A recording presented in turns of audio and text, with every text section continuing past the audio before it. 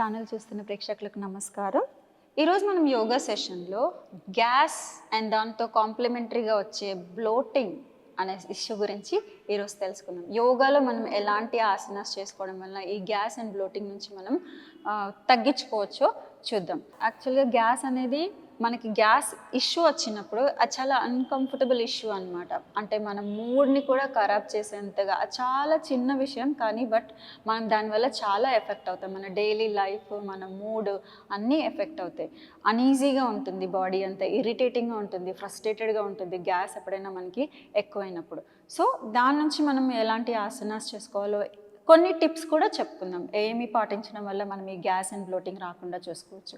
So ముందుగా మనం ఆసనాస్ చూద్దాం. ఆసనాల్లో ముందుగా మనం చేసే ఆసన పవనముక్తాసన. పవనముక్తాసన కోసం మనం ఇలా స్పైన్ మీద పడుకోవాలి. ముందుగా మనం అర్ధ పవనముక్తాసన సింగిల్ లెగ్తో చేద్దాం. ఇలా రైట్ లెగ్ని పొట్ట మీదకి తీసుకొని కొంచెం పొట్ట మీద ప్రెజర్ ఇస్తూ మోకాలను అనేది మన పొట్టలో ప్రెస్ చేసి ఉంచాలి. ఎడమ కాలుని కూడా స్ట్రైట్గా ఉంచడానికి ట్రై చేయాలి. స్ట్రైట్గా ఉండట్లేదు అంటే మీరు ఇలా కాలుని ఫోల్డ్ కూడా చేసుకోవచ్చు. సో ఇది పొజిషన్. ఈ పొజిషన్లో ఇంకా కంఫర్ట్ ఉంటే మీ తలని ఎత్తి మీ ఫోర్హెడ్కి టచ్ చేయొచ్చు. దీనివల్ల ఏంటంటే ఇంకా పొట్ట మీద కొద్దిగా ఎక్కువ ప్రెషర్ పడి ఎక్సెస్ గ్యాస్ ఏమైనా ఉంటే రిలీజ్ అయిపోతుంది అన్నమాట. స్లోగా హెడ్ డౌన్, మెల్లిగా రైట్ లెగ్ని రిలీజ్ చేయాలి. తర్వాత లెఫ్ట్ లెగ్ కూడా ఆసన చేయాలి. సో పేరులోనే ఉంది కదా పవనముక్తాసన అంటే, పవనం అంటే గాలి, మన బాడీలో ఉన్న ఎక్సెస్ గ్యాస్ని బయటికి రిలీజ్ చేస్తుంది అన్నమాట. అందుకే దీన్ని విండ్ రిలీజ్ పోస్చర్ అంటారు. సో స్లోగా ఇలా హోల్డ్, దెన్ స్లోగా హెడ్ డౌన్, రిలాక్స్.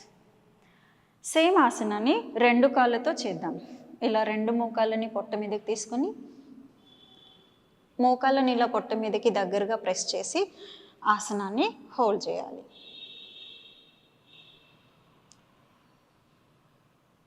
ఇది పవనముక్తాసన.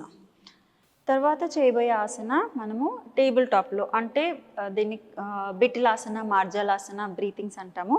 సో దీనికోసం ముందుగా మనం ఇలా మోచేతులతో మెజర్మెంట్ తీసుకుని ఇలా టేబుల్ పొజిషన్కి రావాలి. ఈ టేబుల్ పొజిషన్లో మనం స్లోగా బ్రీతింగ్ చేయాలి. ఇన్హేల్ చేస్తూ తలని పైకి, మనం తల పైకి ఎత్తినప్పుడు ఏమవుతుందంటే మన అబ్డామెన్ మజిల్స్ అనేవి స్ట్రెచ్ అవుతాయి.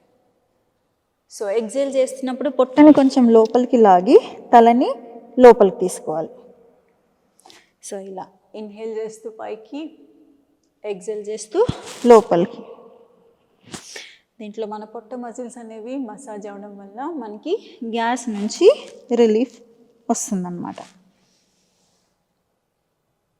ఇలా ఒక 10 సైకిల్స్ చేసిన తర్వాత స్లోగా రిలాక్స్.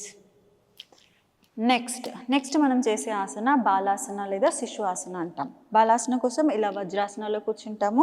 ఇక్కడ కూడా మన థైస్ అనేవి మన పొట్టకి టచ్ అవుతూ ఉంటాయి మనం కిందకి వెళ్ళినప్పుడు. సో స్లోగా హ్యాండ్స్ని ఇలా కొంచెం బాగా ఎక్స్టెండ్ చేసి చేతుల్ని కంప్లీట్గా పొట్ట మొత్తం థైస్కి టచ్ అయ్యేలాగా మన తలని కింద టచ్ చేసి ఆసనాన్ని హోల్డ్ చేయాలి.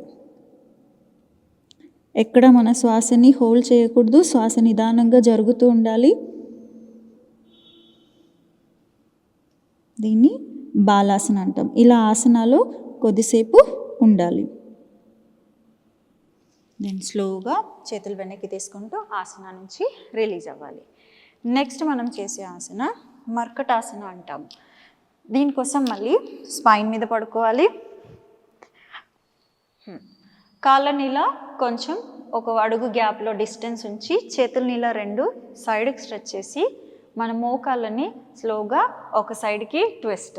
మీరేమో కాళ్ళు లెఫ్ట్ సైడ్కి వెళ్ళినప్పుడు మీరు రైట్ సైడ్ చూడాలి, కాళ్ళు రైట్ సైడ్ వెళ్ళినప్పుడు మీరు లెఫ్ట్ సైడ్ చూడాలి. ఇలా సో స్లోగా రైట్కి లెఫ్ట్కి మూవ్ చేస్తూ ఉండాలి.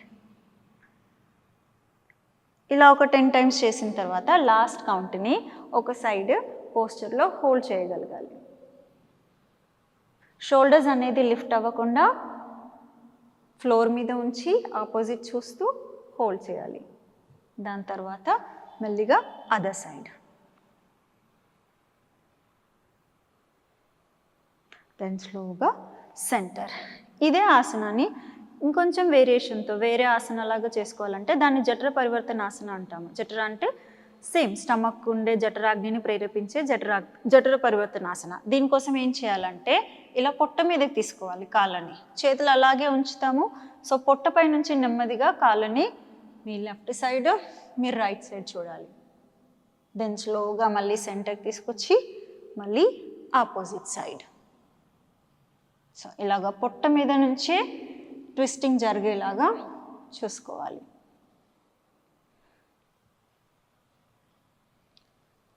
దెన్ ఒక సైడ్ తీసుకుని ఆసనాన్ని హోల్డ్ చేయాలి.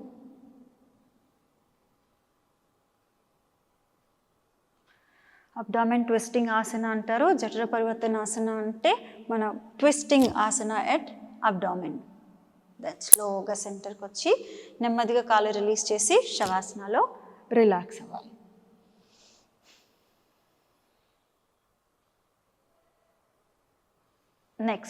నెక్స్ట్ మనం చేయబోయే ఆసన మలాసన.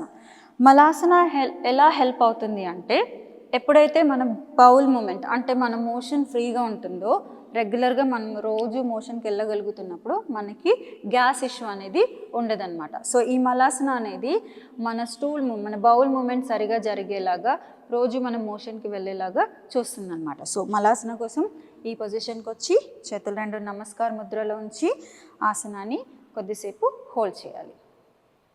ఇది మలాసన. సో కాన్స్టిపేషన్ ఇష్యూ లేనప్పుడు మనకి గ్యాస్ ఇష్యూ అనేది రాదు. సో ఈ ఆసన కాన్స్టిపేషన్ నుంచి రిలీఫ్ పొందడానికి ఉపయోగపడుతుంది. ఇండైరెక్ట్గా మనకి గ్యాస్ అండ్ బ్లోటింగ్ రాకుండా చూస్తుంది. సో ఇది మలాసన. దెన్ ఆసన నుంచి స్లోగా రిలాక్స్ అయ్యి ఇంకా రెగ్యులర్గా మనము కొన్ని టిప్స్ పాటించడం వలన ఈ గ్యాస్ అండ్ బ్లోటింగ్ నుంచి లేదా గ్యాస్ ఇష్యూ నుంచి ఎలా కాపాడుకోవచ్చో చూద్దాం. ఒకటి ఏంటంటే జింజర్ టీ అంటారనమాట. జింజర్ టీ అంటే అల్లం ఉంటుంది కదా, అల్లం టీ అంటే మనం రెగ్యులర్ చేసుకునే టీ కాదు. కొంచెం అల్లంని తురిమి నీళ్ళల్లో వేసి కొద్దిసేపు మరిగించి ఆ వాటర్ని తాగాలన్నమాట. అది మీరు పొద్దున తాగడం వలన ఇంకా ఎక్కువ బెనిఫిట్స్ ఉంటాయి. సో ఈ జింజర్ టీ అనేది మనకి గ్యాస్ రాకుండా మన ఫుడ్ మంచిగా డైజెస్ట్ అవ్వడానికి ఇది చాలా బాగా హెల్ప్ అవుతుంది. నెక్స్ట్ ఏంటంటే పొట్టని సర్క్యులర్ మోషన్లో మసాజ్ చేసుకోవడం. చిన్నప్పుడు గుర్తుందా, మనకి తినిపించిన తర్వాత జీర్ణం వాతాపి జీర్ణం అని చెప్తూ ఇలా పొట్టని మసాజ్ చేసేవాళ్ళు కదా. సో ఈ పొట్టని మసాజ్ చేసేయడం అనేది మనకి గ్యాస్ రాకుండా హెల్ప్ చేస్తుంది అనమాట. మన డైజెషన్ని ప్రాపర్గా జరగడానికి హెల్ప్ అవుతుంది. సో ఇలా సర్క్యులర్ మోషన్లో పొట్టని మసాజ్ చేసుకోవాలి రెగ్యులర్గా. నెక్స్ట్ సోంఫ్ తినడం వల్ల కూడా మనకి గ్యాస్ అనేది రాకుండా ఉంటుంది. కొందరికి సోంఫ్ తినే అలవాటు ఉంటుంది కదా. సో అలా అప్పుడప్పుడు సోంఫ్ తినడం వల్ల, ఎస్పెషల్లీ గ్యాస్ ఇష్యూ ఉన్నప్పుడు సోంఫ్ తినడం వల్ల మనకి గ్యాస్ నుంచి ఇమీడియట్గా రిలీఫ్ అనేది వస్తుంది. నెక్స్ట్ ఎడిక్వేట్ వాటర్ తాగేలాగా చూసుకోవాలి. రోజులో మనం వాటర్ని ఎంత తాగుతున్నాం అనేది కూడా చూసుకోవాలి.